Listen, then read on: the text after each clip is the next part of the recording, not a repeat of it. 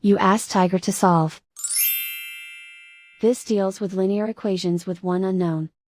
The final result is x equals 6.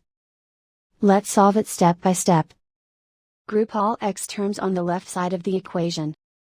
Subtract 5x from both sides. Group like terms. Simplify the arithmetic.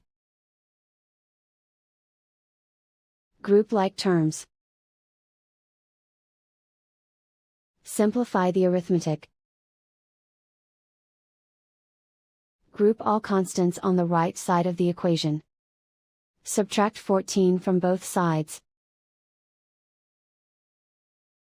Simplify the arithmetic.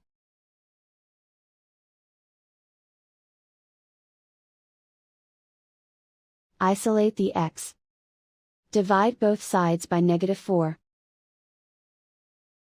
Cancel out the negatives. Simplify the fraction. Cancel out the negatives. Find the greatest common factor of the numerator and denominator. Factor out and cancel the greatest common factor. And so the final result is x equals 6.